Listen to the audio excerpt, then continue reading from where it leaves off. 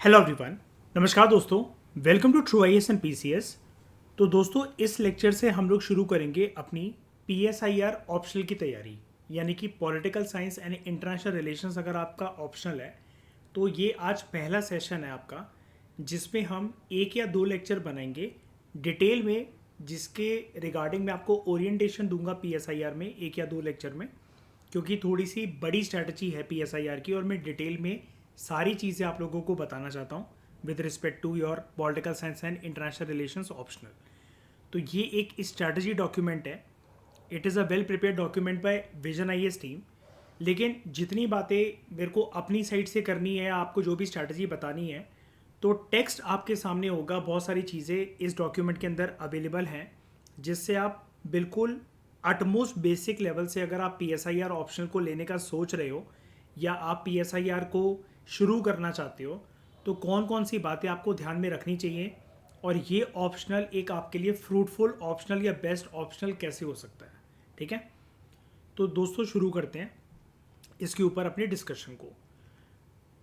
तो हम इस लेक्चर के अंदर, जो कि आपका एक प्रकार से आप कह लो कि स्ट्रैटेजी लेक्चर है आपका पीएसआई और ऑप्शनल के सिलेबस को पढ़ने से शुरू करने से पहले, या ओरिएंटेशन क्लास आप इसको मान लो, तो हम इसके अंदर पढ़ने क्या क्या वाले हैं।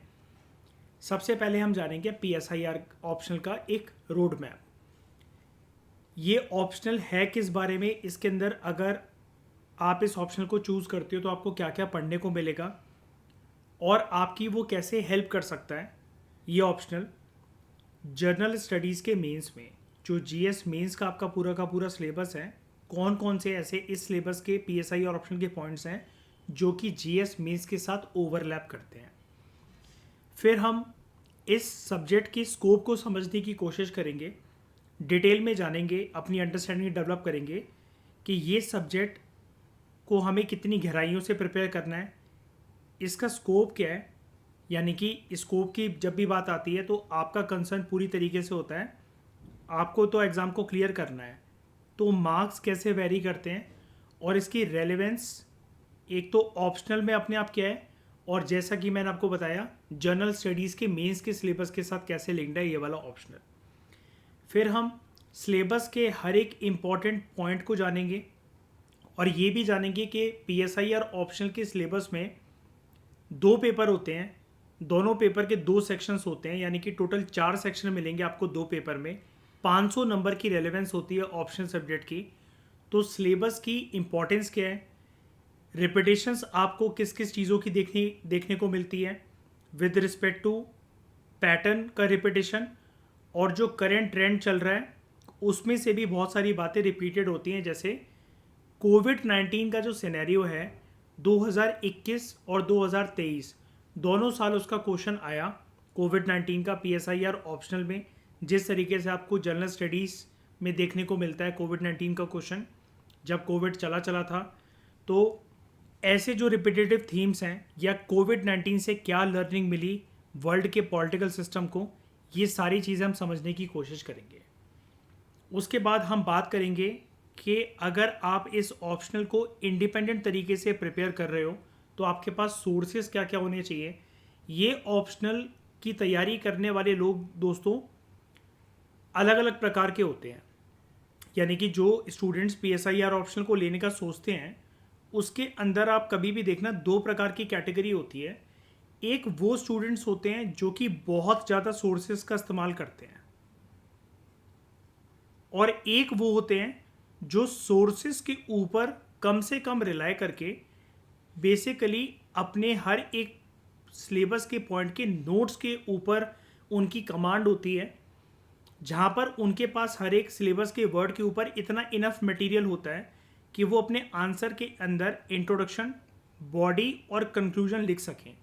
तो आपको कहाँ पर लाई करना है, क्या आपको यहाँ पर जो भी स्टडी मटेरियल मैं आपको बताऊँगा, जिन किताबों के नाम बताऊँगा, उसके अलावा कई लोग ये बोलते हैं कि आपको टेलीविज़न की डिबेट्स देखनी चाहिए, रिसर्च आर्टिकल्स पढ़ने चाहिए अपना स्ट्रॉन्ग फाउंडेशन बनाने के लिए। तो ये वाला स्पेशली जो पॉइंट है ये कितना सच है, या फिर हमारे लिए सोर्सेज के रिगार्डिंग बेस्ट स्ट्रैटेजी क्या होनी चाहिए, इसके बारे में बात करना बहुत ज़रूरी है, जो कि हम इस लेक्चर में जानेंगे। उसके बाद आप अपनी प्रिपरेशन को कैसे स्ट्रेटजाइज कर सकते हो। जैसा कि मैंने बोला, सिलेबस इज़ द की। और सिलेबस के अलावा जो, अगर आपको सिलेबस में ये देखना है कि इंपॉर्टेंट एरियाज कौन से हैं, रिपीटेशंस क्या है, पैटर्न क्या है और करंट ट्रेंड क्या चल रहा है, तो सिलेबस के बाद सबसे इम्पॉर्टेंट डॉक्यूमेंट जो आता है किसी भी ऑप्शनल या किसी भी चीज़ को प्रिपेयर करने का, फिर चाहे आप किसी भी एग्जाम की तैयारी कर रहे हो, वो होते हैं प्रीवियस ईयर क्वेश्चंस। और पी वाई क्यूज़ यहाँ पर आपकी बहुत ज़्यादा हेल्प कर सकते हैं। करंट अफेयर्स की इंपॉर्टेंस क्या है, हमारी करंट अफेयर्स की पढ़ने की रेंज क्या होनी चाहिए, क्या करंट अफेयर्स हमें पीएसआई और ऑप्शनल के लिए सारे पॉलिटी वाले ही पढ़ने हैं क्या, और अलॉन्ग विद पॉलिटी क्या आईआर वाले सारे करंट अफेयर्स हमारे डिटेल तरीके से प्रिपेयर्ड होने चाहिए। और जहाँ तक अगर हम बात करें with respect to PSIR optional, तो उसमें एक इम्पॉर्टेंट बात और होती है कि हमारी जो करंट अफेयर्स की रेंज है वो कितनी होनी चाहिए, यानी कि कितने टाइम के ड्यूरेशन के हमें करंट अफेयर्स को प्रिपेयर करना है और करंट अफेयर्स की इंपॉर्टेंस क्या है, जो कि आपको पी वाई क्यू से ही पता चलेगी। फिर एंड में आता है आपका, जब आप इन सब चीज़ों के ऊपर कमांड अपनी बना लोगे, तो आंसर राइटिंग स्टेज, जो कि आपके यूपीएससी के जनरल स्टडीज़ मेंस में भी इंपॉर्टेंस होल्ड करती है। आंसर राइटिंग के बिना तो मेंस आपका निकलेगा नहीं। प्रीलिम्स में चाहे आप टॉपर हो, अपने आप में आप किसी को ये क्लेम कर सको मैं तो 200 में से 200 नंबर ले आया, या एक स्टूडेंट है वो ये कहता है कि यार मेरे मेरे तो 50% मार्क्स भी नहीं बने लेकिन मैंने प्रीलिम्स क्लियर कर लिया है।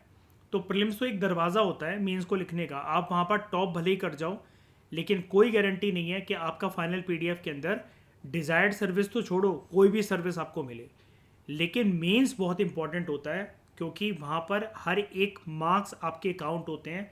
फिर चाहे वो एसए का पेपर हो, जीएस पेपर 1 से 4 का पेपर हो, और ऑप्शनल तो होते ही है एक प्रकार से डिसाइडिंग फैक्टर।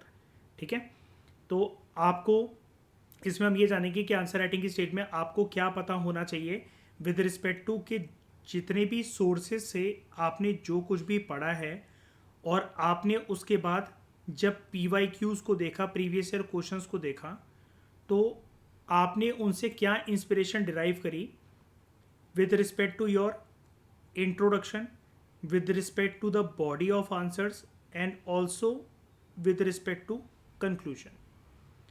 अब पीएसआई और ऑप्शनल में दोस्तों एक अच्छी चीज़ ये है, यहाँ पर जो क्वेश्चंस पूछने की जो थीम्स होती है ना, वो होती है सेम, बिल्कुल ditto exact photocopy of college exams.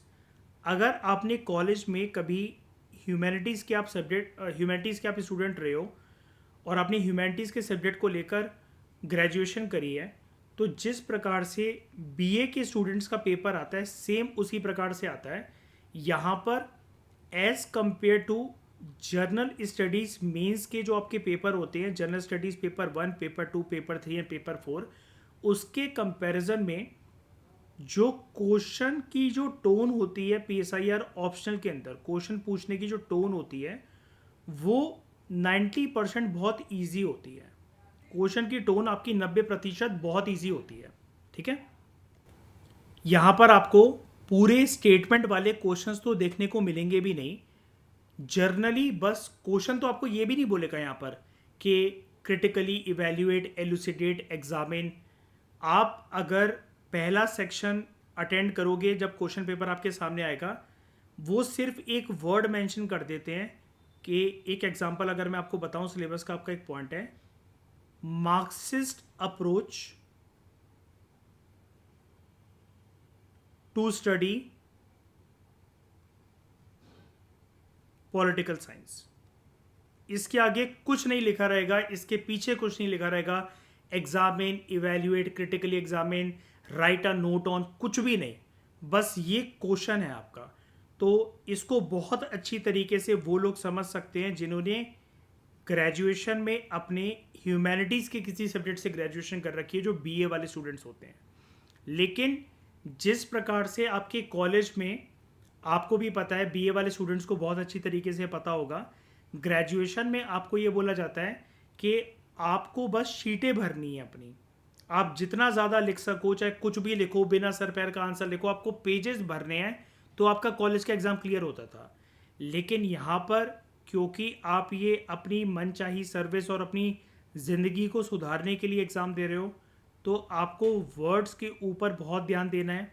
Words के अलावा आपका जो कंटेंट है वो बहुत मैटर करता है, लेकिन यहाँ पर आपको बहुत ज़्यादा कोई कॉशियस होने वाली नीड नहीं है, कोई डरने वाली नीड नहीं है। जैसे कई लोग ये समझते हैं कि PSIR ऑप्शनल का मतलब ये है कि you should become a expert while delivering your answers. सबसे बड़ी बात, अगर आपकी उम्र 30 से 35 साल भी क्यों ना है, आप किसी भी कैटेगरी के स्टूडेंट हो, general category, OBC, ST, SC, EWS के थ्रू आपको रिलैक्सेशन मिल रखा है, एक बात का ध्यान रखना, सबसे बड़ी बात तो आप हो कौन जो आप इतने बड़े बड़े मुद्दों पर अपनी एक्सपर्ट राय दे सकते हो? आपकी कोई वर्थ है? इतना कुछ जानते हो कि रियल प्रैक्टिकल सिचुएशन के अंदर हमारी जो राजनीति होती है अंतर्राष्ट्रीय स्तर पर इंटरनेशनल रिलेशंस को लेकर, वो कैसे होती है? आपको क्या पता कि ग्लोबलाइजेशन के नुमाइंदे किस प्रकार से प्रैक्टिकली वर्क करते हैं? थ्योरी को हटा दो। तो इतना मान के चलो कि आप एक्सपर्ट नहीं हो, एक्सपर्ट्स के ओपिनियन के बेसिस पर आपको अपने आंसर लिखने होते हैं, आपको खुद से कोई बात नहीं करनी होती है। और कभी भी अपने आंसर में, जैसा कि मैं आपको कह रहा हूँ कि PSIR में कॉशियस होने की कोई नीड नहीं है कि आप ये सोचो कि मेरे आंसर बिल्कुल दूसरों से इतने अलग होने चाहिए कि मैं हर एक आंसर में ऐसा चैलेंज लेकर चलूँगा या चलूँगी कि दूसरों से मुझे बहुत बेटर आंसर लिखने हैं। उस चक्कर में आपका पेपर छूटना नहीं चाहिए, और उस चक्कर में ऐसा भी नहीं होना चाहिए कि आप आंसर जो क्वेश्चन में आपसे पूछा गया है उसकी डिमांड को आप फुलफिल ना कर सके और पाथ भटक गए, आप अपनी रास्ता भटक गए और कुछ और ही एड्रेस करने लगे। ये नहीं होना चाहिए। और जो इस प्रकार के क्वेश्चन है ना जिनका कोई सर पैर नहीं है, यानी कि आगे कोई प्रीफिक्स भी नहीं है, कोई सफिक्स भी नहीं है, ना ही इसमें लिखा हुआ है कि राइट अ नोट ऑन, ना ही एंड में लिखा हुआ है क्रिटिकली एग्जामिन, इवेल्युएट, एल्यूसिडेट, तो ऐसे क्वेश्चंस के आंसर कैसे लिखते हैं, ये सब कुछ हम अपनी आंसर राइटिंग की स्टेज में जानेंगे। लेकिन उससे पहले आपके पास होना चाहिए अच्छे खासे कंटेंट की कमांड आपके अंदर, ठीक है। उसके बाद यहाँ पर PSIR ऑप्शनल की कुछ तारीफ़ें कर रखी हैं कि जैसा कि आपको पता है, यहाँ पर जनरल एक बात कर रखी है, मैं शॉर्ट में इसको ख़त्म कर देता हूँ इस वाले पैराग्राफ को, कि राइटर यहाँ पर ये बोल रहे हैं कि हम सब जानते हैं कि हम सिविल सर्वेंट बनना चाहते हैं, तो उसके लिए डिसीजन मेकिंग हमारी काफ़ी स्ट्रैटेजिक होनी चाहिए। यानी कि आपको भी पता है ये कभी कभार आपके लिए लंबे समय का खेल बन सकता है। तो ये बहुत इंपॉर्टेंट हो जाता है कि आप अपने लिए एक अच्छा ऑप्शनल सब्जेक्ट चूज़ करो, क्योंकि स्टूडेंट्स को ये समझना चाहिए टोटल मेंस के जो मार्क्स हैं आपके सारे पेपर्स को मिलाकर 2025 मार्क्स का पेपर होता है आपका मेंस का, और इन्हीं 2025 मार्क्स में से जितने आपको मार्क्स मिलते हैं उतने में से ही आपका डिसाइड होगा कि आपको IAS, IPS, IFS, IFOS, IRS custom and excise, IRS income tax, IRTS, IIS, Indian audit and account service, जितनी भी सर्विस होती हैं 24 या 26 सर्विस जो भी होती हैं, तो आपके मार्क्स इन 2025 में से जितने आते हैं उसमें से 500 नंबर की आपकी प्योर तरीके से वेटेज होती है। कोई भी ऑप्शनल हो आपका, सारे ऑप्शनल 500 नंबर के ही होते हैं, 500 नंबर की वेटेज आपकी ऑप्शनल सब्जेक्ट की होती है। तो यहाँ पर बड़े सारे ऑल्टरनेटिव स्टूडेंट्स के पास होते हैं PSIR, लेकिन यहाँ पर तारीफ़ करते हुए ये डॉक्यूमेंट हमें ये बता रहा है कि थोड़ा सा उनसे अलग है, ठीक है। अगर आपको एक अच्छी गाइडेंस मिल जाए, अच्छे रिसोर्सेज अगर आपके पास हैं, आपका समझाने वाला मेंटर जो है वो अच्छा है, ये अगर आप खुद भी तैयारी इसकी कर सकते हो, तो ये ऑप्शनल आपकी काफ़ी ज़्यादा हेल्प कर सकता है, ठीक है। Just you need good approach and expertise from mentors, जिसके थ्रू आप अचीवमेंट अपनी कर सकते हो। अब यहाँ पर इन्होंने विजन IAS की अपनी टीम की बात कर रखी है, मैं आपसे जनरल बातें कर रहा हूँ। खैर, अगर ये ऑप्शनल इतना अच्छा है तो ये ऑप्शनल बाकी ऑप्शनल से कैसे स्टैंड आउट करता है, पहले दोस्तों आपको ये भी समझना पड़ेगा। ये सबसे क्रूशियल पॉइंट है इस पूरी ओरिएंटेशन क्लास का, कि ये ऑप्शनल को लेने से फ़ायदा क्या होने वाला है। अब देखो, ऑप्शनल तो देखो आप लेने को दोस्तों कोई भी ले सकते हो। मार्केट में स्टूडेंट्स जब तैयारी करने के लिए उतरते हैं तो बहुत सारे coaching institutes variety of subjects को ऑफर करते हैं स्टूडेंट्स को कि इनको ऑप्शनल सब्जेक्ट आप बच्चों अपना चूज़ कर लो। अब लेकिन मैं पर्सनली ऐसा मानता हूँ, जैसे मैं तो ऑप्शनल देखो हिस्ट्री भी पढ़ाता हूँ, साइकोलॉजी भी पढ़ाता हूँ, पीएसआईआर भी पढ़ाता हूँ, और हमारी faculty Prachi Maurya ma'am law optional भी पढ़ाती है। लेकिन पीएसआईआर इन सब में से मुझे ज़्यादा अच्छा इसलिए लगता है क्योंकि मेरा ये मानना है हमारा ऑप्शनल सब्जेक्ट दोस्तों हमेशा एक ऐसा सब्जेक्ट होना चाहिए जिसको पढ़ने से मुझे कहीं ना कहीं जीएस की तैयारी में, मेंस में या ऐसे राइटिंग में कहीं ना कहीं मुझे हेल्प मिले। और उसका अगर मुझे कोई ऐसा निचोड़ मिल जाए कि मेरा जीएस का बहुत सारा सिलेबस, चाहे मैं जीएस पढ़ रहा हूँ तो मेरा ऑप्शनल प्रिपेयर हो रहा है, और अगर मैं ऑप्शनल पढ़ रहा हूँ तो मेरा जीएस प्रिपेयर्ड हो रहा है, एक ऐसा सिलेबस मेरे पास अगर ऑप्शनल का हो तो इससे बेहतरीन ऑप्शन मेरा कोई हो नहीं सकता। अब काफ़ी लोग इसके ऊपर कमेंट करते हैं कि ऑप्शनल तो एक ऐसा होना चाहिए, वो तो पर्सनल चॉइस होती है जिसमें स्टूडेंट का इंटरेस्ट लाइक करे, वो ज़्यादा सेटिंग आवर्स के लिए बैठ सके। वो सारी बातें ठीक है, लेकिन अब बात ये है ना दोस्तों, जीएस में सबको, चाहे किसी का कोई भी ऑप्शन हो, चाहे किसी का कोई भी बैकग्राउंड हो, आपको पढ़ना तो सब कुछ पड़ेगा। आप किसी से ये तो कह नहीं सकते कि मुझे एथिक्स अच्छा नहीं लगता तो मैं एथिक्स पढ़ के नहीं जाऊंगा यूपीएससी के मेंस में। मुझे इंटरनल सिक्योरिटी समझ में नहीं आता तो मैं इंटरनल सिक्योरिटी नहीं पढ़ूंगा। मुझे इंडियन सोसाइटी नहीं समझ में आती है, मुझे वर्ल्ड हिस्ट्री में इंटरेस्ट ही नहीं है, मुझे इंडियन कॉन्स्टिट्यूशन, पॉलिटी, गवर्नेंस, ये सारी चीज़ें में मतलब मेरा हाथ इतना साफ नहीं है। तो आप ये बहाना जीएस में नहीं दे सकते आप, क्योंकि वो आपको जीएस में पढ़ना है। और अगर आपको वो ऑप्शनल में भी तैयार करने को मिल जाए तो आपकी मेहनत, आपका टाइम, प्लस आप कुछ ऐसी स्ट्रैटेजी आंसर राइटिंग के थ्रू इस्तेमाल कर सकते हो, अडॉप्ट कर सकते हो, जिसके जिसके थ्रू आपके मार्क्स ऑटोमेटिकली बूस्ट होंगे। और क्योंकि ये कॉम्पिटिटिव एग्जाम है, आप नहीं जानते कि रणभूमि में कौन सा शत्रु खड़ा हुआ है, कितनी पैनी उसकी तलवार है। कहने का मतलब मेरा ये है कि आप दूसरे कैंडिडेट्स को नहीं जानते हो कि वो कितने बार, आपके साथ जो बंदा बैठा हुआ एग्जामिनेशन हॉल में, वो कितने बार इंटरव्यू तक पहुंच चुका है या पहुंच चुकी है, कितनी बार उसने मेंस लिखा है, क्या वो ऑलरेडी एक सिलेक्टेड कैंडिडेट है, क्या वो आईपीएस आईआरएस तो नहीं है जो कि आईएएस का खौफ लेकर दोबारा से एग्जाम को लिख रहे हो। तो हमें कम से कम टाइम में एक ऐसा ऑप्शन प्रिपेयर करने को मिल जाए जो कि ज़्यादा से ज़्यादा मार्क्स हमें दे सके और जो इजी हो, और जिसको पढ़ने से मेरा जीएस भी कवर हो रहा हो। और जीएस को जब मैं पढ़कर आया हूं तो मेरा ऑप्शनल में कहीं ना कहीं एडेड एडवांटेज मेरा बनता जा रहा हो दिन प्रतिदिन। तो वो पीएसआईआर ही काम कर सकता है आपका। बाकी इतनी ज़्यादा वेटेज अगर पीएसआईआर की बात कोई रखता है जिसके थ्रू जीएस आपका कवर हो सकता है तो वो है हिस्ट्री ऑप्शनल। लेकिन उस ऑप्शनल को करने में आपको अलग से रेडी रहना चाहिए, मेंटली प्रिपेयर्ड रहना चाहिए with respect to history optional, कि आप 1.5 से 2 साल का वक्त अलग से रख सको उस ऑप्शनल के, because that optional is very vast in terms of learning. PSIR क्या है, it's about application after learning, और लर्निंग भी वो वाला पार्ट का करना है जो कि ज़्यादातर आपका जीएस का पार्ट है, जनरल स्टडीज़ के मेंस का पार्ट है। तो कुछ इसके एडवांटेजेस हैं पीएसआईआर लेने के। एक तो है लॉजिस्टिकल एडवांटेजेस, यानी कि आपके पास भरमार है रिसोर्सेज की, आपको रिसोर्सेज की कमी नहीं आएगी। बाज़ार में हज़ारों तरह की इंस्टीट्यूट्स की टेस्ट सीरीज़ है, मटेरियल आपको सारे मिल जाएंगे।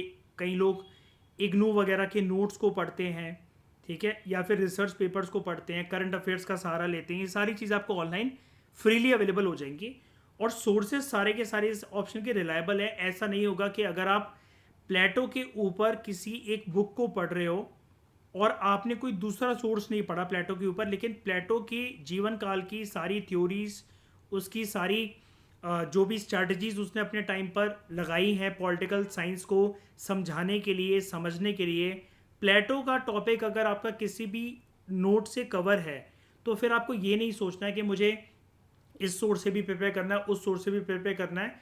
यहाँ पर सोर्सेज सारे के सारे रिलायबल होते हैं। सबसे इंपॉर्टेंट बात, जैसा कि मैं आपको बता रहा था, ये वाला ऑप्शनल सब्जेक्ट जो है वो आपकी हेल्प करता है दूसरे जर्नल स्टडीज़ के डोमेन में, ठीक है। इस सब्जेक्ट में आपको ब्रॉड अंडरस्टैंडिंग सबसे पहले तो पॉलिटिकल सिस्टम्स की मिलेगी, थ्योरीज की मिलेगी, इंटरनेशनल रिलेशंस की मिलेगी। अब ये तो कोर पार्ट हो गया आपका political science and international relations optional subject का। लेकिन इसके अलावा आपकी जनरल स्टडीज़ के जो मेंस के पेपर हैं वहाँ तो हेल्प होगी, और हर बार ऐसे में कोई ना कोई टॉपिक एक ऐसा आता है जो कि आपका डायरेक्टली या इनडायरेक्टली पॉलिटी से या आईआर की चीज़ों से जुड़ा हुआ होता है। वहाँ पर आप इसको यूज़ कर सकते हो इस ऑप्शनल की प्रिपरेशन को। तो एक तो अगर हम बात करें कि PSIR कौन कौन से GS पेपर के सब्जेक्ट्स में, टॉपिक्स में हमारी मदद कर सकता है, वर्ल्ड हिस्ट्री और मॉडर्न इंडियन हिस्ट्री आप कंप्लीटली प्रिपेयर कर सकते हो PSIR ऑप्शनल को पढ़ने के बाद। इसके अलावा GS पेपर 1 में जो इंडियन सोसाइटी के कुछ थीम्स हैं, सारा टॉपिक तो नहीं लेकिन कुछ थीम्स हैं, वो अभी आपका प्रिपेयर हो जाएगा। पेपर 2 आपका पूरा प्रिपेयर हो जाएगा। जिस स्टूडेंट का PSIR ऑप्शनल होता है, जनरल स्टडीज़ पेपर 2 उसको टच करने की भी नीड नहीं है। अगर आप लक्ष्मीकांत पढ़ते हो तो ऑप्शनल आपका प्रिपेयर हो रहा होता है। अगर आप IR के ऊपर कोई मटेरियल पढ़ते हो अपना जनरल स्टडीज़ को प्रिपेयर करते हुए, तो वो आपका प्रिपेयर हो रहा होता है। लेकिन अगर आपका PSIR ऑप्शनल है तो आप GS पेपर 2 के अंदर, मेंस के अंदर, जो कि पॉलिटी, IR और गवर्नेंस के बारे में, आप ज़्यादा बेटर आंसर लिख सकोगे एज़ कम्पेयर टू कोई ऐसा कैंडिडेट जिसने GS पेपर 2 तो बहुत अच्छे से प्रिपेयर कर लिया लेकिन उसका ऑप्शनल कुछ और है, PSIR नहीं है। तो उसके कंपैरिजन में आपके आंसर्स में वजन, आपके आंसर्स के अंदर क्रिएटिविटी GS पेपर 2 के सारे क्वेश्चंस को एड्रेस करते हुए ज़्यादा होगी। और कुछ कुछ ऐसी इंटरनेशनल बॉडीज़ या रीजनल ऑर्गेनाइजेशन जो कि GS का बच्चा प्रिपेयर नहीं कर सकता या उसने उसके बारे में सुना नहीं होगा, वो PSI और ऑप्शनल वाला बच्चा बहुत अच्छे से एड्रेस कर सकता है, और इंटरनेशनल और नेशनल डायमेंशंस को ध्यान में रखते हुए। ठीक है। उसके बाद GS पेपर 4 के अंदर क्या होता है, जो एथिक्स, इंटेग्रिटी एंड एप्टीट्यूड वाला पेपर है, ये पेपर ना दोस्तों, GS पेपर 4 2 पार्ट्स में डिवाइडेड होता है। एक आता है इसके अंदर थ्योरी और दूसरी आती है इसके अंदर केस स्टडीज़। अगर आप थ्योरी की बात करो तो थ्योरी में हर साल, जब से ये सिलेबस जब से पेपर इंट्रोड्यूस हुआ है 2013 से, तो थ्योरी में हर बार कुछ कोटेशंस आती हैं कि किसी को कोट करके वहाँ पर एक स्कॉलर का नाम लिखा होता है और फिर बोला जाता है कि इसकी स्टेटमेंट को प्रेजेंट वर्ल्ड में, प्रेजेंट सिनेरियो में एग्जामिन करो और इसकी रेलेवेंस बताओ आप अपनी लाइफ में। ऐसे क्वेश्चन आते हैं एथिक्स, इंटेग्रिटी एंड एप्टीट्यूड के पेपर में, जो कि हमारा GS पेपर 4 होता है, जनरल स्टडीज़ पेपर 4। तो वहाँ पर अगर आप स्कॉलर्स के नाम को देखने जाओ तो कम से कम 75% टाइम्स ऐसा होता है कि UPSC जो थिंकर्स, मॉरल थिंकर्स की स्टेटमेंट्स को कोड करता है, वो सारे के सारे आपके PSIR के सिलेबस में गिवन है। आप उनके बारे में और गहराई से जान पाओगे। तो जब भी ऐसी कोई स्टेटमेंट, कोटेशंस वगैरह आएंगी, उनका कोट लिखा आएगा, तो आप उसको ज़्यादा बेटर तरीके से एक्सप्लेन कर सकोगे as compare to general studies का कोई स्टूडेंट होगा। और ऐसे राइटिंग में भी आपकी इससे बहुत सारी मदद होती है। आपको वजनदार कोटेशंस, स्टेटमेंट्स, कॉन्टेक्स्ट, ये ऑप्शनल प्रिपेयर करवा देता है, आपकी क्रिटिकल थिंकिंग को जागरूक करता है। तो आप ज़्यादा गहराई से, कम शब्दों का इस्तेमाल करते हुए बहुत कॉम्प्लेक्स टॉपिक्स के बारे में बात कर सकते हो। इवन जब आप मॉरल थिंकर्स को पढ़ोगे ना, जो वेस्टर्न पॉलिटिकल थिंकर्स हैं, तो कई लोगों का डाउट रहता है ना कि आजकल सर ऐसे जो आ रहे हैं UPSC के अंदर, वो ज़्यादातर होते हैं फिलोसफिकल एसेस जिनका कोई सर पैर नहीं होता, और एग्ज़ाम को होने के बाद कोई एक फैकल्टी भी नहीं बता सकता प्रॉपर तरीके से कि इसका बॉडी, इंट्रोडक्शन, कंक्लूजन या कंटेंट इस ऐसे का क्या होना चाहिए था। तो वहाँ पर क्योंकि वो ऐसे फिलोसफिकल होते हैं, और आप मॉरल और फिलोसफिकल थिंकर्स को, स्पेशली वेस्टर्न थिंकर्स को जो कि एंशियंट और मेडिवल टाइम के हैं, वर्ल्ड के यूरोपियन थिंकर्स जिन्होंने पॉलिटिकल साइंस को स्टार्ट करा था, उनकी लाइफ में बहुत सारे घटनाक्रम को हम डिस्कस करेंगे, जिन्होंने ह्यूमन लाइफ का एग्जाम्पल देते हुए बहुत सारी चीज़ों को समझाया अपनी थ्योरीज में। तो आप बहुत अच्छे एग्जाम्पल्स को यूज़ कर सकते हो फिलोसफिकल एसेस में। Contemporary life, political system, countries के अलग अलग डाइवर्स रिलेशंस, उन सब का इस्तेमाल करते हुए, एक मिश्रण बनाते हुए, एक मिक्सचर बनाते हुए, आपके पास ऐसे के अंदर भी कंटेंट काफ़ी वजनदार रहेगा। और अगर कोई पॉलिटिकल या IR वाला ऐसे आ गया जो कि नॉन फिलोसफिकल है, जो कि एक थीम के ऊपर बात कर रहा है, वहाँ पर डेफिनेटली आपको एज मिलेगी। ठीक है। अब PSIR के अंदर स्कोर्स बहुत अच्छे आते हैं टॉपर्स के, अगर आपने सब्जेक्ट को अच्छे से प्रिपेयर कर रखा है। हर साल कोई ना कोई कैंडिडेट ऐसा होता ही है जिसके 300 मार्क्स या 300+ मार्क्स आ रखे होते हैं, और अगर आपके इतने मार्क्स बनते हैं PSIR के अंदर, तो यानी कि यू कैन एक्सपेक्ट कि GS तो 300 मार्क्स से ज़्यादा लाना इजी है और बहुत सारे कैंडिडेट्स के आते भी हैं। और जैसा कि मैं आपको बता रहा था, अगर आपके 300 से ज़्यादा मार्क्स बनते हैं तो यू कैन एक्सपेक्ट कि आपको डिज़ायर्ड सर्विस मिल सकती है अगर आपका जीएस का पेपर ठीक ठाक भी गया है। यानी कि आपने उसके अंदर कुछ बहुत यूनिक नहीं लिखा, आपके कुछ कुछ क्वेश्चंस हर 20 क्वेश्चन में से आप 18 ही कर पाए, 19 कर पाए, या सारा पेपर भी कर पाए, लेकिन ऑन एन एवरेज वो पेपर आपके जीएस के ठीक ठाक गए हैं। लेकिन 300 मार्क्स अगर आपके पीएसआईआर में कोई भी ऑप्शनल हो आपका, अगर 300 मार्क्स प्लस अगर आ जाते हैं आपके, तो यू कैन एक्सपेक्ट कि आपको डिज़ायर्ड सर्विस या एटलीस्ट पीडीएफ के अंदर किसी भी सर्विस को लेकर आपको सर्विस एलोकेट हो जाए, लेकिन पीडीएफ के अंदर आपका नाम आ जाए, आप एक्सपेक्ट ये कर सकते हो। फिर आप अपनी एक्सपेक्टेशंस को हाई रख सकते हो। तो मार्क्स को बूस्ट करने की स्ट्रैटेजी के ऊपर तो मैं आपको डिटेल तरीके से बताऊंगा, और ये भी बताऊंगा कि देखो, मैं इसको ये तो नहीं कहता ये हलवा है, मतलब बिल्कुल इजी है कि 300 मार्क्स आप पीएसआईआर में ले ही आओगे। लेकिन कुछ चीज़ों को अगर फॉलो करा जाए, नॉलेज बेस अगर आपका थोड़ा सा ठीक ठाक भी है, मैं ये तो नहीं कहूँगा बहुत स्ट्रांग है, क्योंकि मैंने आपको बताया जैसे कि हमें पेपर निकालना है, मैं एक्सपर्ट तो बनना नहीं है। अब इस ऑप्शनल के अगर टॉपिक्स को आप पढ़ने जाएं अगर हम लोग बिल्कुल गहराई से वर्ड टू वर्ड, तो हम ऐसे 5 साल भी लगा सकते हैं इसमें, 15 साल भी लगा सकते हैं और 25 साल भी लगा सकते हैं, और उसके बाद भी कुछ टॉपिक्स रह जाएंगे हमारे। लेकिन 3 से 4 महीनों को पढ़ने के बाद भी लोग 300 प्लस मार्क्स ले आते हैं। तो हमें उन जैसे कैंडिडेट्स की स्ट्रैटेजी को अडॉप्ट करना है, और कैंडिडेट्स भी छोड़ो, हमें सिलेबस के ऊपर अपनी कमांड डेवलप करनी है, और उसके बाद एक आईना देखना है, एक मिरर टेस्ट करना है पीवाई क्यूज को सॉल्व करते हुए। तो यहाँ पर एक ट्रेंड को ज़रा देखते हैं, कुछ टॉपर्स के नाम देखते हैं, उनके मार्क्स देखते हैं, रैंक और कौन से साल में उनके कितने मार्क्स आए। तो बात शुरू होती है ये जब रैंक 1 बनी 2015 के अंदर टीना डाबी। तो उनके पीएसआईआर के अंदर ये सारे मार्क्स 500 में से होते हैं ना, क्योंकि ऑप्शनल सब्जेक्ट कोई सा भी हो, आपके 500 मार्क्स का टोटल सब्जेक्ट होता है, जिसमें 2 बाइफर्केशन होती हैं। आपके ऑप्शनल के 2 पेपर होते हैं 2 शिफ्ट में, है ना, सुबह 9 से दोपहर को 12 बजे तक, फिर 2 घंटे का आपको ब्रेक मिलता है, और दूसरा पेपर आपका होता है 2 से 5। सारे जीएस के पेपर्स भी ऐसे ही चलते हैं, ऐसी शिफ्ट में। 6 घंटे का आपका लिखने का एक टेस्ट होता है मेंस के अंदर, 2 घंटे का बीच में ब्रेक मिलता है। तो यानी कि 8 घंटे आपको रणभूमि के अंदर तलवार को घिसते हुए खड़े रहना पड़ता है। यही स्ट्रैटेजी होती है मेंटल कैलिबर की मेंस के अंदर। तो 500 में से 2 पेपर होते हैं, है ना, किसी भी ऑप्शन के, पेपर 1 पेपर 2, और इक्वल मार्क्स होते हैं उनके। 250 नंबर का पेपर 1 सुबह की शिफ्ट वाला, और दोपहर की शिफ्ट वाला अगेन 250 मार्क्स का, ठीक है। तो 300 में से टीना डाबी के आए थे 299 मार्क्स। उसके बाद जंपिंग टू 2018 एक पर्सन थे यशराज नैन, तो इनकी रैंक थी, टीना डाबी की तो रैंक 1 थी, 2018 में इनकी रैंक थी 272। इनके मार्क्स बहुत बेहतरीन थे, 324 नंबर पीएसआईआर के अंदर।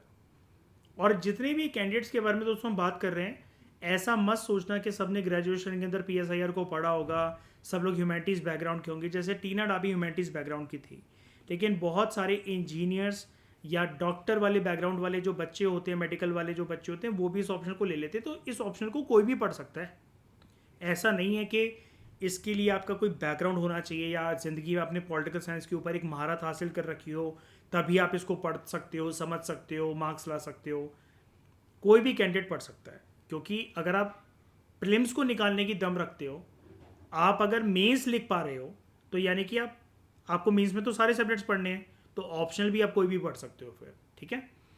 फिर jumping to 2021 year, Utkarsh Dwivedi rank 5 थे 2021 के साल में, इनके 314 मार्क्स थे पीएसआईआर में। फिर रैंक 1 2022 की थी इशिता किशोर, रैंक 1, इनका भी पीएसआई और ऑप्शनल था, 313 मार्क्स है। ये सारे पीएसआई और ऑप्शनल वाले बच्चों के बारे में ही हम बात कर रहे हैं। फिर 2023 में स्वाति शर्मा रैंक 17, इनका भी पीएसआई और ऑप्शनल था, 304 नंबर इनके आए थे। और इस बार की 2024 की जो रैंक 1 है, कौन है, शक्ति दुबे। शक्ति दुबे का ये 5th अटेम्प्ट था, ठीक है, और उनका भी ऑप्शनल पीएसआईआर ही था, ठीक है। If I am not wrong even rank 2 का भी ऑप्शनल इसी साल PSIR ही था।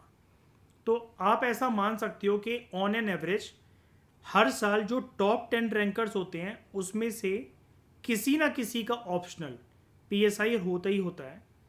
और ये ऑप्शनल ये शो कर रहा है क्योंकि सिलेबस इतना डायनेमिक नहीं है, स्टैटिक पोर्शन बहुत ज़्यादा डोमिनेट करता है, रिपीटेटिव थीम्स हैं, PYQs 75% आपका काम इजी कर देते हैं, लक्ष्मीकांत, बेसिक पॉलिटिकल साइंस की NCERTs, जीएस का सिलेबस की प्रिपरेशन, वो आपका आधा काम निपटा रही है। आपका सिलेबस को के बर्डन को कम करने का काम कर रहा है आपका जीएस का सिलेबस।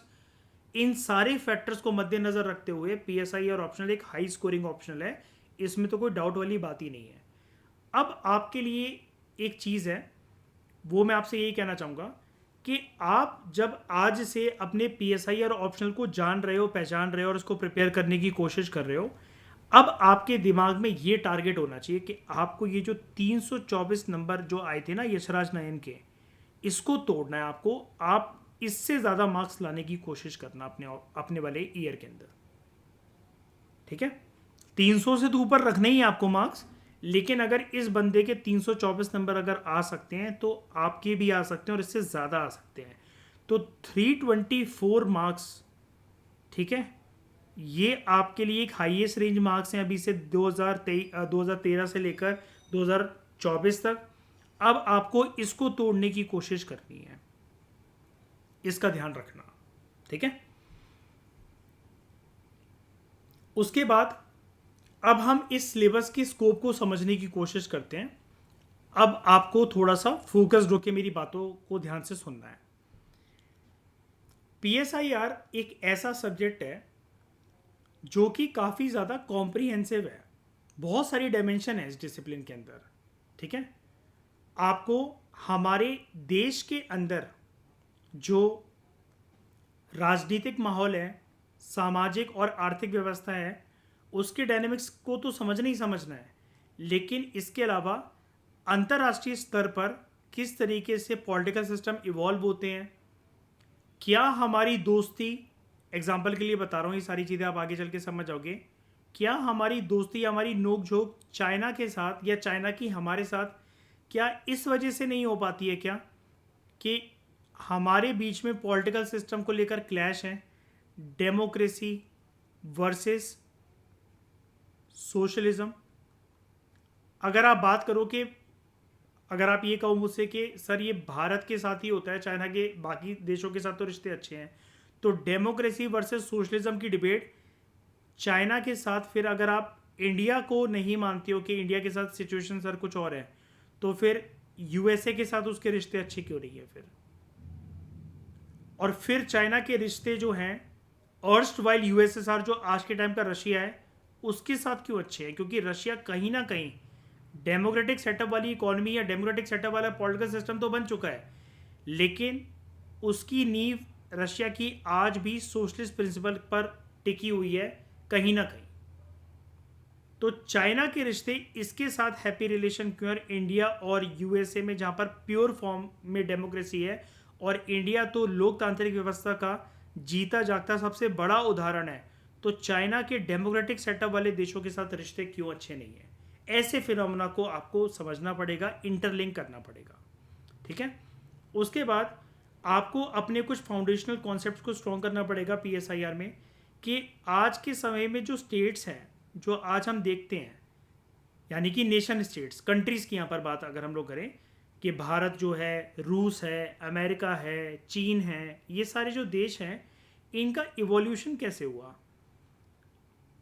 आधुनिक दुनिया के अंदर लोकतांत्रिक व्यवस्था का जो आइडिया है वो सबसे पहले कहाँ पर आया और ये सक्सेसफुल कैसे माना गया? डेमोक्रेसी एक्चुअली में है क्या? अभी तक देखो, जब आप बचपन से लेकर अभी तक सुनते थे डेमोक्रेसी को, तो आपको तो एक ही लाइन आती है, जर्नल एक स्टूडेंट से अगर पूछा जाए, GS वाले स्टूडेंट से कि डेमोक्रेसी क्या है, तो वो बचपन वाली जो हमें लाइन सिविक्स की NCERTs में समझाई गई थी, democracy is the government of the people, by the people and for the people, Abraham Lincoln वाली डेफिनेशन, हम सबको तो यही आती है। लेकिन आप PSIR के ऑप्शन में डिटेल में जान सकोगे कि एक्चुअली में डेमोक्रेसी क्या है, हमारे प्रीएम्बल, हमारे भारत के संविधान के अंदर डेमोक्रेसी को फॉलो करा जाता है, डेमोक्रेसी के बारे में लिखा गया है कॉन्स्टिट्यूशन में। इसके जब कॉन्स्टिट्यूशन हमारा बन रहा था तो इसके ऊपर कॉन्स्टिट्यूशनल डिबेट्स हुई हैं इतनी सारी, है ना। डेमोक्रेसी के बारे में इतने सारे क्वेश्चंस आते हैं, तो आपका वजन आंसर लिखने का बहुत बेटर होगा जीएस पेपर 2 मेंस के अंदर विद रिस्पेक्ट टू डेमोक्रेसी या फिर कोई भी ऐसे पॉलिटिकल या कॉन्स्टिट्यूशनल कॉन्सेप्ट्स अगर आते हैं तो, ठीक है। इसके अलावा you will learn about the concepts of rights, liberty क्या है, इक्वालिटी क्या है और न्याय क्या होता है, जस्टिस क्या है, और भी बहुत सारे अनगिनत कॉन्सेप्ट्स होते हैं, उसके बारे में भी हम जानेंगे।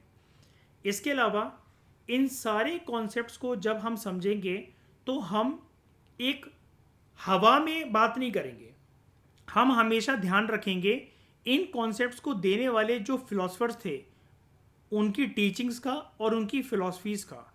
और हम ये भी जानेंगे कि ये जो आइडिया है ये कैसे एक एंशियंट टाइम से इवॉल्व होता होता, बिफोर कॉमन एरा से इवॉल्व होता होता कॉमन एरा तक ये आया है कोई भी आइडिया। जैसे अगर मैं आपको बताऊं, प्लेटो जो एक थिंकर है, इतना फेमस थिंकर है, लेकिन प्लेटो ने पूरे अपने जीवन काल में कभी भी नहीं चाहा डेमोक्रेसी को। प्लेटो डेमोक्रेसी से बहुत ज़्यादा नफरत करता था क्योंकि वो लोकतांत्रिक व्यवस्था वाला ही सेटअप था जिस व्यवस्था के अंदर, जिस डेमोक्रेटिक सेटअप के अंदर इसके गुरु, इसके फेवरेट टीचर सोक्रेटिस को जहर देकर मार दिया गया था। और प्लेटो का नफरत डेमोक्रेसी से करने का दूसरा कारण ये भी था कि प्लेटो जिस देश से बिलोंग करता था वहाँ पर प्लेटो जब एक यूथ था, डेमोक्रेटिक सेटअप चलता था इसके देश में, और इसके देश में जो लोग बैठे हुए थे डेमोक्रेटिक सेटअप की, लोकतांत्रिक व्यवस्था की जो कमान उनके हाथ में थी, उन्होंने अपने देश को पेलोपोनेशियन वॉर के अंदर हरवा दिया था। और प्लेटो को, यंग प्लेटो को, जब वो अपनी यूथ वाली अवस्था में था, यूथ आप जानते हो गर्म खून के लोग होते हैं, तो उसको काफ़ी झटका लगा था कि मेरे देश की रेपुटेशन ख़राब हो गई इन हरामजादों की वजह से जो कि लोकतांत्रिक व्यवस्था को चला रहे हैं। तो प्लेटो ने कभी अपने जीवन काल में डेमोक्रेसी की कभी तारीफ नहीं करी, हमेशा वो नफरत करता रहा। लेकिन आज तो हम इंडिया की बात करें, अमेरिका की बात करें, यूरोपियन नेशंस की बात करें और पूरे दुनिया के अलग अलग प्रकार के पॉलिटिकल सिस्टम को अगर हम कंपेयर भी करें ना, dictatorial system, authoritarian system, socialist system, communist system, democratic system, तो डेमोक्रेसी, लोकतांत्रिक व्यवस्था वाला सिस्टम तो बेस्ट माना जाता है। तो प्लेटो के उस टाइम पर बुराई करने से लेकर अभी तक डेमोक्रेसी में ऐसे क्या क्या चेंजेस आए, और प्लेटो के टाइम पर डेमोक्रेटिक सेटअप जो लोग चला रहे थे एथेंस ग्रीस के अंदर, वो राजनीतिक व्यवस्था, लोकतांत्रिक व्यवस्था कैसी थी, और आज का डेमोक्रेटिक सेटअप क्या नेसेसिटेट करता है, क्या ज़रूरीमंद कॉन्सेप्ट्स को अपनाता है देश के लिए और देशवासियों के लिए कि उसको बेस्ट सिस्टम माना गया है। ये बातें हमें जाननी पड़ेंगी टाइमलाइन के साथ, ठीक है। तो हम टीचिंग्स और फिलोसफीज की बात वेरियस पॉलिटिकल थिंकर्स के मद्देनज़र इसलिए करेंगे क्योंकि जब वो कॉन्सेप्ट इवॉल्व हुआ था तब उस ज़माने में उस कंट्री के अंदर जहाँ पर उस फिलोसफर का जन्म हुआ था वहाँ पर व्यवस्थाएं अलग थी। आज वो व्यवस्थाएं जिस देश में हम बैठे हैं वो अलग है। पाकिस्तान भी अपने आप को कहता है, हमारा पड़ोसी मुल्क पाकिस्तान भी अपने आप को कहता है कि हम भी लोकतांत्रिक व्यवस्था को फॉलो करते हैं, हम भी एक डेमोक्रेटिक देश हैं। तो पाकिस्तान की डेमोक्रेसी और भारत की डेमोक्रेसी में क्या अंतर है, इस चीज़ को भी हम जानेंगे कि वहाँ पर डेमोक्रेसी सक्सेसफुल क्यों नहीं हो पाई है। श्रीलंका में, नेपाल में, ये जो हमारे नेबर्स हैं, हमारे कॉन्स्टिट्यूशन में ऐसी क्या खूबी है कि हमारा कॉन्स्टिट्यूशन आज भी जैसा लिखा गया था, थोड़ी बहुत मॉडिफिकेशंस के साथ, अमेंडमेंट्स के साथ, चेंजेस के साथ, वो आज भी वैसे ही टिका हुआ है। लेकिन नेपाल के, श्रीलंका के, पाकिस्तान के कॉन्स्टिट्यूशंस मल्टीपल टाइम्स क्यों लिखे गए हैं, बार बार फ्रेश राइटिंग्स क्यों होती हैं इन कॉन्स्टिट्यूशंस की, तो ये भी हम जानेंगे। इसके अलावा हम PSIR के अंदर बात करेंगे कुछ इंट्रिकेट यानी कि कॉम्प्लेक्स डायमेंशंस की जो कि ग्लोबल पॉलिटिक्स के साथ एसोसिएटेड है। अब ये वाली बातें जो है ना, ये आपको वैसे तो पेपर 2 में सिखाई जाती हैं सेक्शन A में, ठीक है। लेकिन सिलेबस का वो वाले पॉइंट्स जो कि ग्लोबल पॉलिटिक्स के साथ एसोसिएटेड है वो प्रॉपर तरीके से आपको आईएफएस बनाने के लिए होते हैं। जैसे जीएस का अगर आप मेंस का सिलेबस देखो ना दोस्तों, पूरा सिलेबस ऐसा है कि आप एक आईएएस बन सको। हर एक आईएएस क्या होता है, जो हर एक फील्ड के बारे में एक्सपर्ट नहीं होता, थोड़ा थोड़ा थोड़ा थोड़ा थोड़ा सबके बारे में जाने, ताकि वो हर चीज़ को एड्रेस कर सके। क्योंकि जिस दिन आप आईएएस बनते हो, आप अपने डिस्ट्रिक्ट में डिस्ट्रिक्ट कलेक्टर या असिस्टेंट कलेक्टर बन के जाते हो। 200 कमिटीज आपके डिस्ट्रिक्ट की, मोर देन 200 कमिटीज, अब तो वर्कलोड और भी ज़्यादा है। तो 200 से 250 कमिटीज की निगरानी आपको करनी पड़ती है एक ही दिन के अंदर। एक ही दिन के अंदर उनकी कमान आपके हाथ में आ जाती है।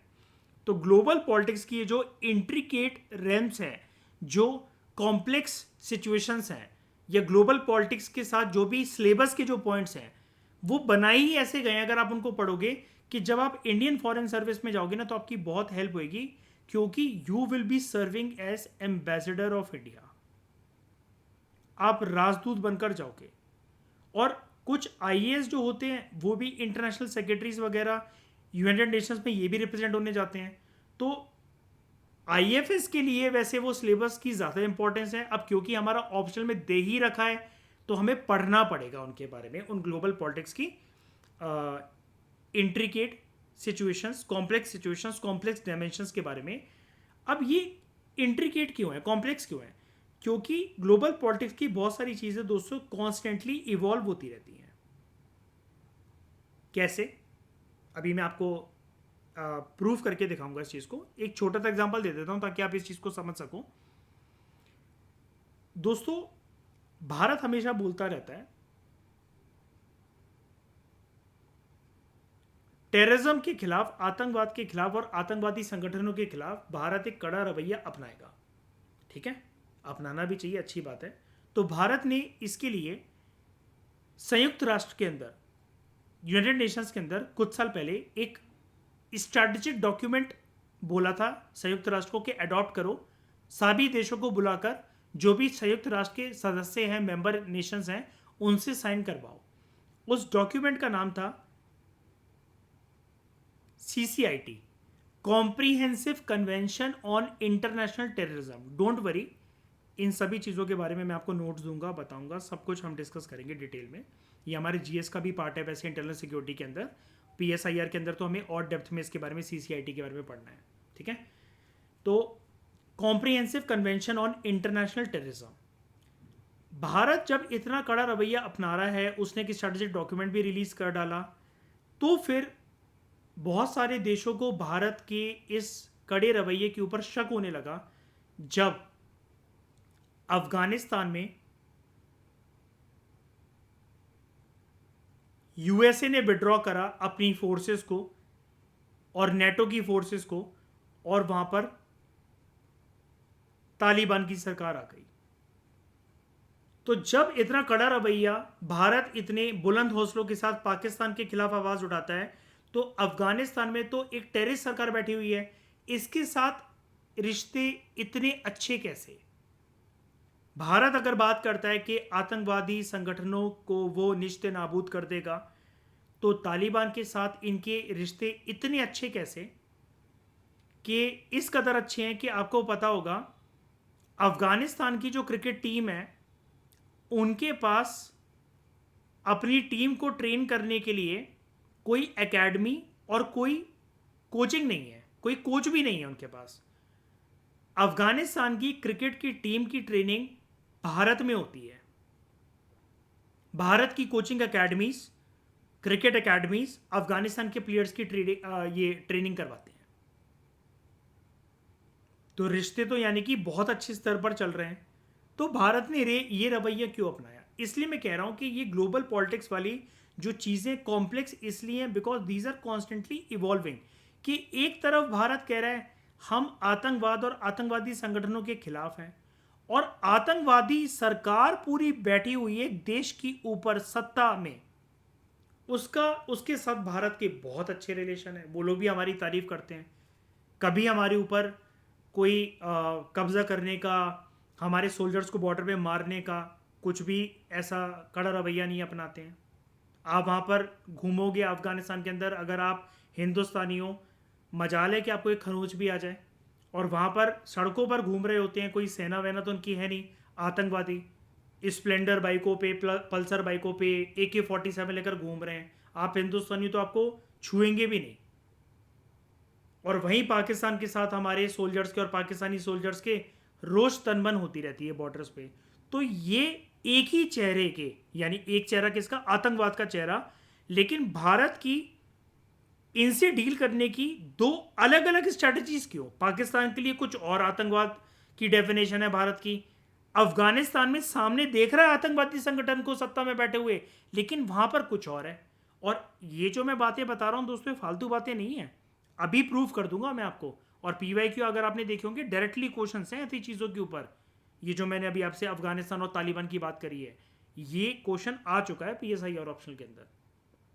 और जब आप ऐसी कॉम्प्लिकेट चीज़ों को दोस्तों ग्लोबल पॉलिटिक्स के कॉन्टेक्स्ट के अंदर जान लोगे, तो आप खुद सोचो, 1 मिनट के लिए साइड कर दो, मान लो कि आपकी कोई हेल्प नहीं हो रही GS मेंस में, आपकी IR में पॉलिटिकल ये इंडियन पॉलिटी कॉन्स्टिट्यूशन में कोई हेल्प नहीं हो रही है, आप इस ऑप्शनल को जो पढ़कर गए कुछ भी आपकी हेल्प नहीं हुई, लेकिन इतनी डीप अंडरस्टैंडिंग अगर आप गेन करोगे तो just imagine your personality in the interview room, जहां पर कोई भी कैंडिडेट हो, किसी भी ऑप्शनल सब्जेक्ट का कैंडिडेट हो, कोई सा भी उसका अटेम्प्ट हो, डेफिनेटली 1 या 5 क्वेश्चन तो उससे इंटरव्यू में करंट ग्लोबल IR और पॉलिटिकल साइंस की डोमेन में जो घटनाक्रम चल रही होती हैं विश्व में, उसके ऊपर तो क्वेश्चन पूछता ही है इंटरव्यू बोर्ड। तो आपके आंसर्स में अच्छे अच्छे टर्म्स के साथ अच्छे तरीके से एक्सप्लेन करते हुए, अपने पर्सनल ओपिनियन को हटाते हुए, स्कॉलरली व्यू पॉइंट के साथ, आपके पास ज़्यादा बेटर प्रेजेंटेशन रहेगी अपनी पर्सनैलिटी की और उसके साथ जुड़े हुए आंसर्स की। पर्सन दूर से ही लगता है कि वेल रेडेड पर्सन है, अच्छा पढ़ा लिखा व्यक्ति है, अच्छे से आंसर दे रहा है। फिर अगर आपने अपनी सर्विस में प्रेफरेंस के तौर पर टॉप 3 में भरा हुआ IFS को, तो वो फिर डाउट नहीं करेंगे इस बात के ऊपर। नॉट बिकॉज कि आपका PSI और ऑप्शनल है, बट बिकॉज आपके कहने में, आपके सीखने में, आपके चीज़ों को प्रेजेंट करने में दम दिखेगी उनको। इसलिए इस ऑप्शनल को आपको मन मारकर, गच्चा मारकर तैयार नहीं करना है, दिल से तैयार करना है, क्योंकि मैं आपको दिल से पढ़ाऊंगा डिटेल में। ये जो चीज़ें अभी मैं आपको बोल रहा हूँ, ये तो ट्रेलर्स हैं। हम डिटेल में जहाँ पर भी कोई थ्योरी आएगी ग्लोबल पॉलिटिक्स की, वहाँ पर ऐसे एग्जाम्पल्स को हम कोट करेंगे हर टॉपिक के ऊपर। ज़्यादा नहीं, मैं आपको ज़्यादा घसीटूंगा नहीं, जैसा कि मैंने आपको बोला इस ऑप्शनल को हम सालों भी प्रिपेयर कर सकते हैं।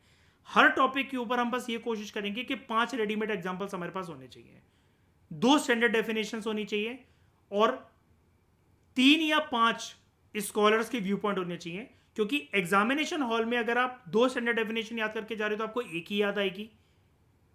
5 अगर किसी चीज के स्कॉलर्स के व्यू पॉइंट आप याद करे जा रहे हो तो एग्जामिनेशन हॉल में आपको 2 या 3 ही याद आएंगे।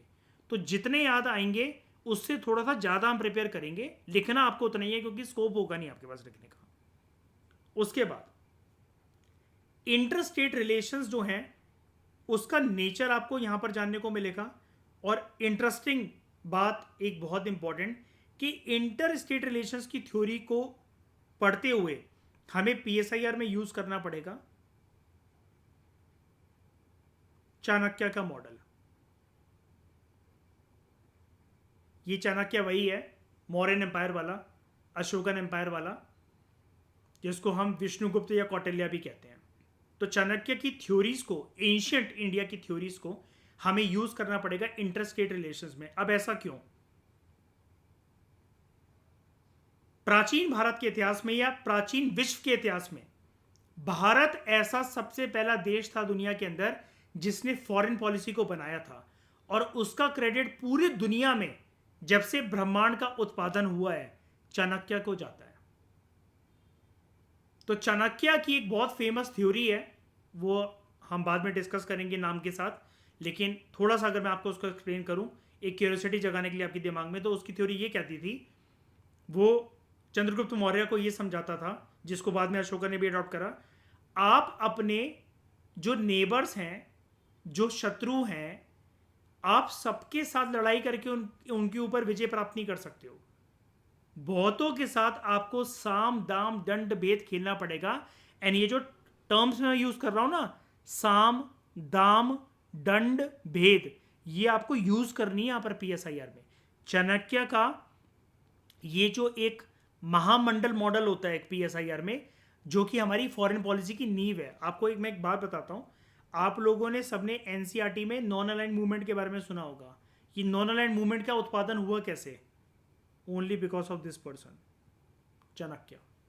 आज जो हम कंटेम्प्रेरी टाइम में जिसको नैम बोलते हैं ना, नॉन अलाइंड मूवमेंट, वो चाणक्य है उसके पीछे, उसकी नींव, जिसका आइडिया जवाहरलाल नेहरू ने दिया था नैम की फॉर्मेशन के लिए 5 फाउंडिंग फादर्स के साथ, जिसमें कौमे नक्रुमा, डॉक्टर सुकर्नो, ये सारे लीडर्स आए थे सारे के सारे। और एफ्रो एशियन यूनिटी कॉन्फ्रेंस को इन्होंने आयोजित करा था, जिसका बाद में आगे जाके नाम बना नैम। और इन्होंने साफ तरीके से बोल दिया था कोल्ड वॉर की पॉलिटिक्स में, we will not toe the line of any of the super powers, neither USA nor USSR.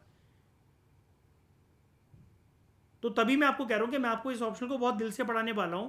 Guarantee मेरी, आप किसी भी कोचिंग इंस्टीट्यूट के नोट्स को अपना लो, लेकिन आप उन नोट्स को पढ़ तो पाओगे 2000-3000 पेज, आप अपने पैसे भी खर्च कर पाओगे। आपको वो फेमस जो टीचर्स जो देखने को मिलते हैं, आप उनके सारे नोट्स का रट्टा मार लोगे, लेकिन ये इंटर कनेक्शन कहां से लाओगे? ये तो उनके नोट्स में या किसी के भी नोट्स में है ही नहीं। ये तो मैं भी आपसे कह रहा हूं कि ये तो मेरे नोट्स में भी आपको नहीं मिलेगी। लेकिन ये इंटर कनेक्शन जब मैं आपको सिखाऊंगा ना, तो आपको याद आ जाएगा कि अच्छा, इस पॉइंट को लिखते हुए मैं एंशियंट की या मॉडर्न टाइम की या थोड़ी बहुत फ्यूचरिस्टिक बातें करता हुआ, स्कॉलर्स के कंधे पे बंदूक चलाते हुए, मैं अपने हर एक वर्ड को, हर एक लाइन को जस्टिफाई कर सकता हूं एग्जामिनर के आगे। और यही चीजें हैं जो ऑप्शनल की आंसर राइटिंग को जर्नल स्टडीज की आंसर राइटिंग से अलग बनाती हैं, और कुछ डिफरेंस नहीं है। नैम के बारे में क्वेश्चन आएगा जीएस में, तो आप तो आराम से कुछ भी लिख सकते हो उसके बारे में। 5 फाउंडिंग फादर्स के बारे में मेंशन करो, कोल्ड वॉर्स का थोड़ा सा सिनेरियो बता दो इंट्रोडक्शन में या बॉडी में, और यूएसए और यूएसएसआर की बात कर दो। और नैम जो पहले चला था वो था 1.0, आज जो है हमारा नैम डेट इज 2.0। तो ये 2.0 और 1.0 अलग कैसे है ना? तो जीएस में तो आप आराम से एक्सप्लेन कर लोगे। बस यहां पर क्या है, पीएसआईआर में इसके आंसर को लिखते हुए आपको एंशियंट चीजों को, नैम की कॉन्टेक्स्ट के अंदर चीजों को, प्लस स्कॉलर्स ने, फिलोसफर्स ने क्या बोला, क्या कमेंट करा नैम की पॉलिसीज के बारे में, चाहे वो भारत के हैं चाहे वो विश्व के दूसरे कोने के फिलोसफर्स हैं, बस वो आपको कोट करना होता है, और कुछ भी नहीं है गेम पीएसआईआर की ऑप्शन की आंसर राइटिंग का। तो इंटरस्टेट रिलेशंस, हमारे संबंध दूसरे देशों के साथ, फिर चाहे वो कोऑपरेटिव हो या फिर वो कॉम्पिटिटिव हो, एक दूसरे को नीचे झुकाने के लिए या फिर एक दूसरे से पावरफुल बनने के लिए एडवर्सेरियल हो, उसके बारे में हम डिस्कस करेंगे। फिर हमारा पेपर 2 में सेक्शन ए जो आता है कंपैरेटिव पॉलिटिक्स का, वो हम जानेंगे कि अलग अलग राजनीतिक व्यवस्था या फिर पॉलिटिकल स्ट्रक्चर्स, पॉलिटिकल साइंस की कॉन्सेप्ट्स अलग अलग देशों में कैसे एग्जिस्ट करती हैं। सिंपली अगर मैं आपको एक बात बताऊं तो डेवलपिंग नेशंस और डेवलप्ड नेशंस में ये जो पॉलिटिकल सिस्टम्स हैं ये कैसे अलग तरीके से वर्क करते हैं। फिर इंटरनेशनल रिलेशंस की कुछ फाउंडेशनल थ्योरीज को और कुछ कॉन्सेप्ट्स को हम जानेंगे। और आज की दुनिया में जो कुछ ग्लोबल कंसर्न्स भारत को और दूसरे देशों को प्रभावित कर रहे हैं, जैसे कि मैंने अभी आपको बताया था कि भारत ने संयुक्त राष्ट्र के अंदर ही स्ट्रैटेजिक डॉक्यूमेंट रिलीज करा था, comprehensive convention on international terrorism.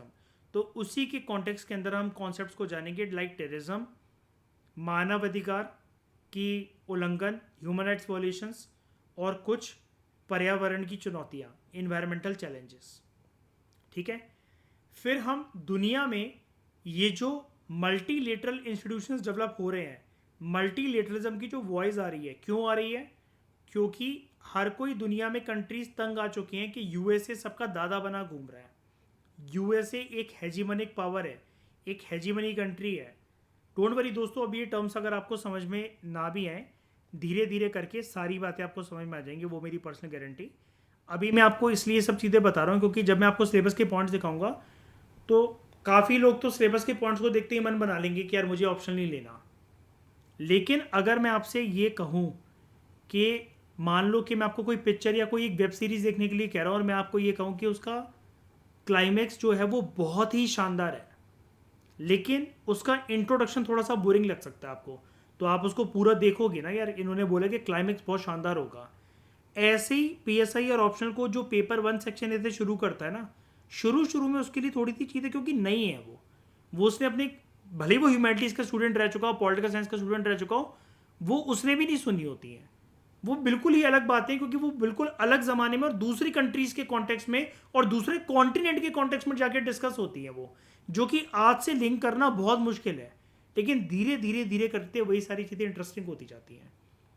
और भारत से रिलेटेड जितनी भी चीज़ें हमारे सिलेबस के अंदर PSIR के अंदर वो आपकी ऑलरेडी प्रिपेयर्ड है क्योंकि आप GS में उनको कर चुके हो, तो वहाँ आपको दिक्कत नहीं आएगी। बस आपको स्कॉलर्स की व्यू पॉइंट लिखने होंगे बस वहाँ पर।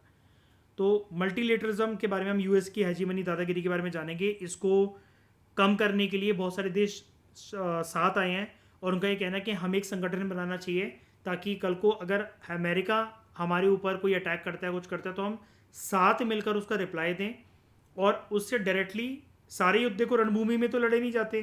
तो USA की हेजिमनी के अगेंस्ट जो मल्टीलेटरिज्म ग्लोबल लेवल पर डेवलप हो रहा है, इसका ये मतलब ये भी है कि अमेरिका ने पूरी दुनिया की इकोनॉमी के ऊपर भी कब्जा कर रखा है through IMF, world bank, WTO and major organs of UN का हेडक्वार्टर भी न्यूयॉर्क के अंदर लाया करता है।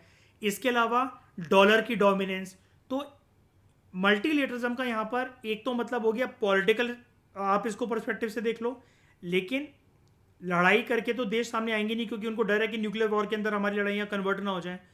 तो आज के समय में हम ये जानेंगे कि मल्टीलेटरिज्म का रूप और स्वरूप कैसे चेंज हो गया है from political to economic structure, और उसके अलावा through soft structure. Soft structure कैसे?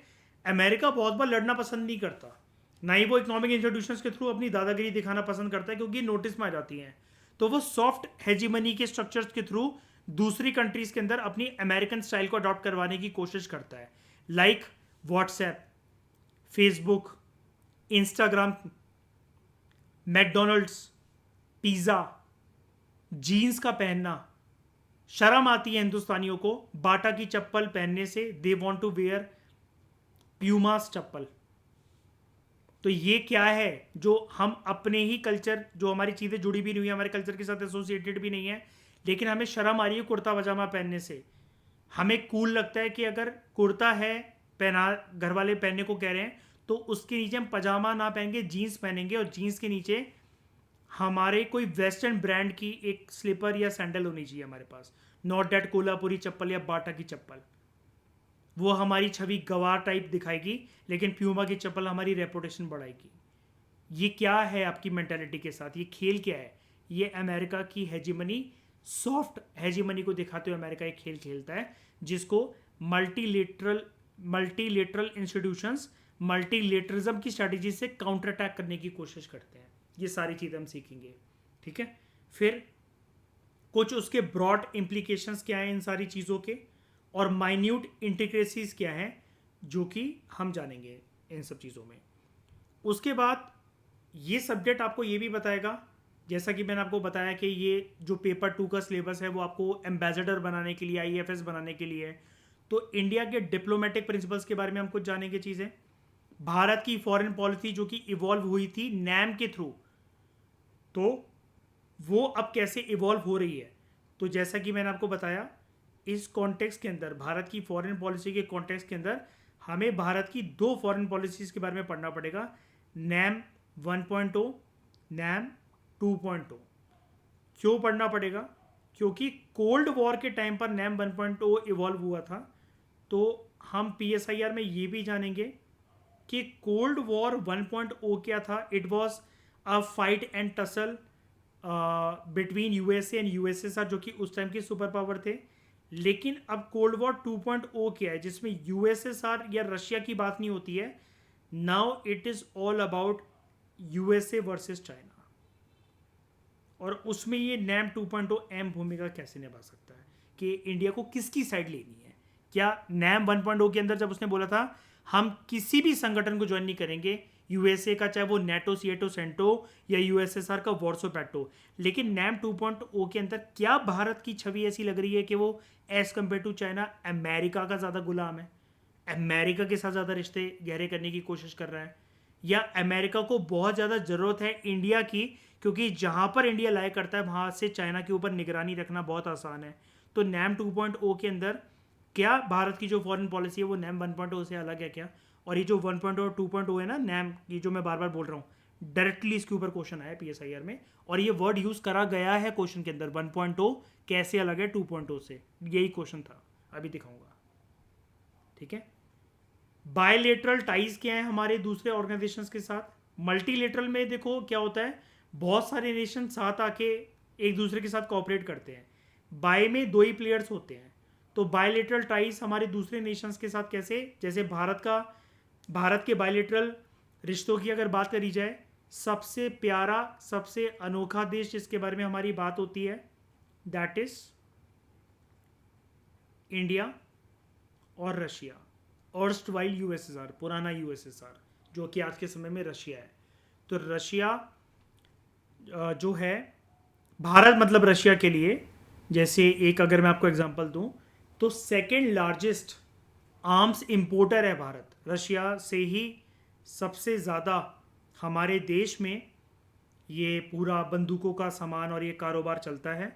और रशिया पूरी दुनिया में जितने अपने ये बंदूकें, तोपे, मिसाइलें, बंदूका वगैरह सप्लाई करता है, सेकंड सबसे बड़ा देश है रशिया के लिए भारत, जिसको वो सप्लाई करता है।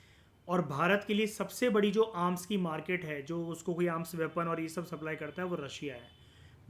रशिया के अंदर भारत के जो बॉलीवुड के एक्टर्स हैं, अमिताभ बच्चन, राज कपूर, जो ओल्ड बॉलीवुड मूवीज़ हैं, जो ओल्ड बॉलीवुड सॉन्ग्स हैं, वो बहुत फेमस हैं। ठीक है, और इंडिया और रशिया के स्टूडेंट्स एक दूसरे की कंट्रीज में विजिट करते हैं to study diplomatic relations and to study IR, international relations को स्टडी करने के लिए। हमें ऐसा लगता है कि सारे भारत के पंजाबी लोग, सरदार लोग, पंजाब का जो पूरा क्राउड है वो कनाडा की तरफ जाता है। ऐसा नहीं है। भारत से बाहर जाने वाले लोग सिर्फ पंजाब के लोग नहीं होते हैं। पूरे भारत को अगर देखा जाए तो इंडिया और रशिया के स्टूडेंट्स के बीच में भी आदान प्रदान जो होता है with respect to study in colleges about IR, वो काफ़ी ज़्यादा स्तर पर होता है, बहुत बड़े स्तर पर होता है, और उसका स्तर बढ़ता चला जा रहा है। ये सारी चीज़ें हम जानेंगे, आर्म्स के बारे में, बॉलीवुड के सॉन्ग्स के बारे में, अमिताभ बच्चन, राज कपूर, हेमा मालिनी और पुराने बॉलीवुड के गाने, और भारत के जो भी कुछ सॉफ्ट स्किल्स के जो एरियाज़ हैं वो रशिया में बहुत फेमस कैसे हैं, और रशिया हमारा एक बेस्ट रिलायबल, बिना धोखाधड़ी करने वाला पार्टनर अभी तक कैसे साबित हुआ है। Before independence, during independence, during NAM, post NAM and contemporary time. तो ऐसे हमें बहुत सारे देशों के साथ अपने बायलैटरल रिलेशंस को देखना है। रशिया के साथ जैसे क्या है, आप यहाँ पर ना मैं आपको इनोवेटिव चीज़ें भी बताऊंगा। जैसे रशिया के साथ हमारा जो ग्राफ है वो कॉन्स्टेंटली राइज कर रहा है रिश्तों के मामले में। लेकिन अगर बात है भारत और अमेरिका की, अमेरिका क्या सपने दिखाता है फिर तोड़ देता है, फिर सपने दिखाता है फिर तोड़ देता है, फिर सपने दिखाता है फिर तोड़ देता है।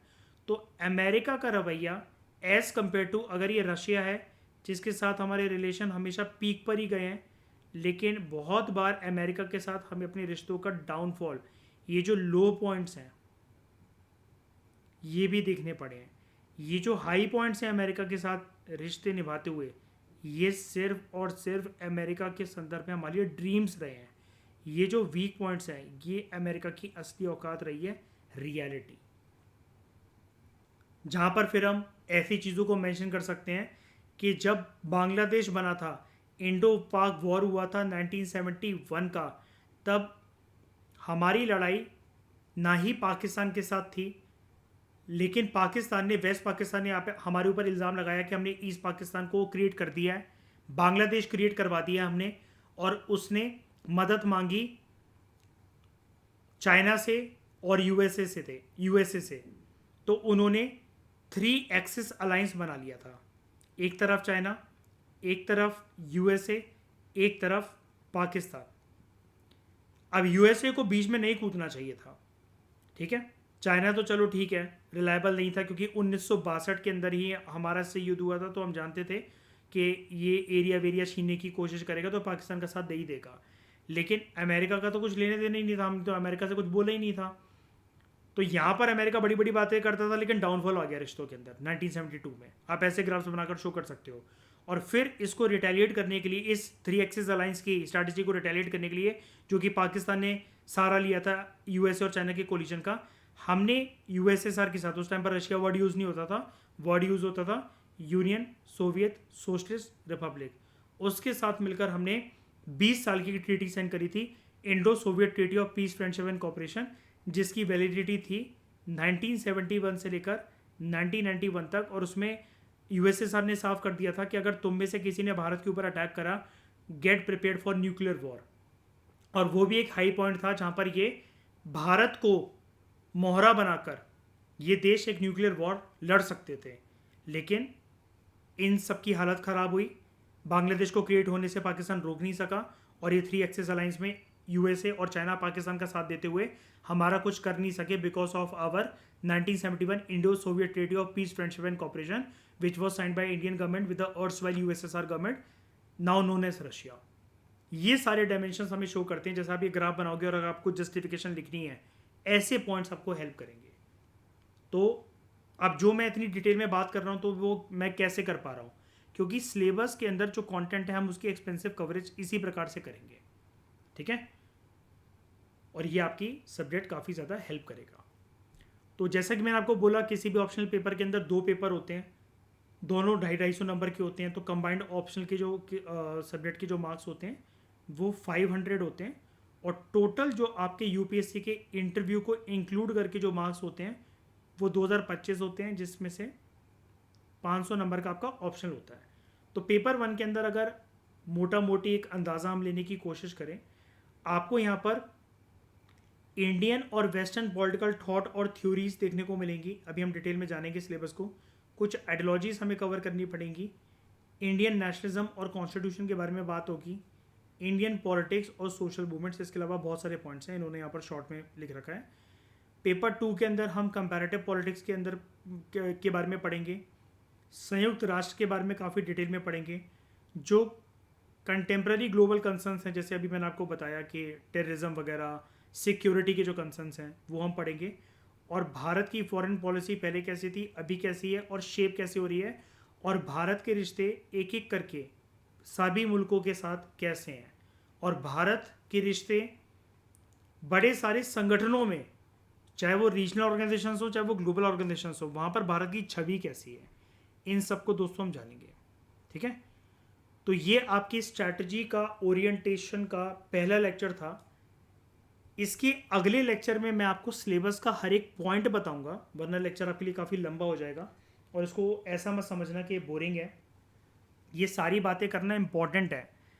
स्विमिंग पूल में कूदने से पहले पानी की गहराई आपको पता होनी चाहिए, वरना आपको ये लगेगा मैं तो तैर ही लूँगा, और उस चक्कर में पता चला आप मर जाओ डूब कर। तो इसलिए हमें पहले गहराई से इन सब चीज़ों के बारे में बात करना ज़रूरी है, ताकि आपको पता होना चाहिए कि आप क्या करने जा रहे हो अपनी लाइफ के साथ। ऑप्शनल की चॉइस कभी भी एक स्टूडेंट की लाइफ में गलत नहीं होनी चाहिए। बाद में अगर आपके मन में कभी ये आता है कि let me change my optional subject all together, ऐसा कई लोगों ने करा है और सिलेक्शन भी लिया है। लेकिन आजकल के पेपर का नेचर जिस प्रकार से है ना दोस्तों, तो आप जीएस का पेपर ही सिलेबस कंप्लीट कर लो पूरी अपनी जर्नी के टाइम पर, वही बहुत बड़ी बात है। ऑप्शनल का पूरा सिलेबस करने के बाद, कोचिंग लगाने के बाद, फिर आप ये सोचो ये ऑप्शनल मुझसे हो ही नहीं पा रहा, या मैंने गलत ऑप्शन ले लिया। तो बेटर ये है कि जैसी चीज़ें मैंने आपको बताई हैं ये सब हम पढ़ने वाले हैं, और मुझे इसका बस एक ही फ़ायदा लगता है, nothing to attract you towards this optional, nothing to tell you anything कि आप मेरा फाउंडेशन कोर्स ज्वाइन करो, इस वजह से मैं ये बातें बोल रहा हूँ। मुझे बस एक ही चीज़ अच्छी लगती है कि इसका सिलेबस जीएस के सिलेबस के साथ, जनरल स्टडीज़ के मेंस के सिलेबस के साथ बहुत ओवरलैप करता है। इनफैक्ट इसके क्वेश्चंस और जीएस के क्वेश्चंस के कंटेंट के अंदर बहुत ज़्यादा सिमिलैरिटी होती है, ठीक है। मतलब कान चाहे यहाँ से पकड़ो चाहे वहाँ से पकड़ो, प्रिपरेशन दोनों की एक साथ होती रहती है।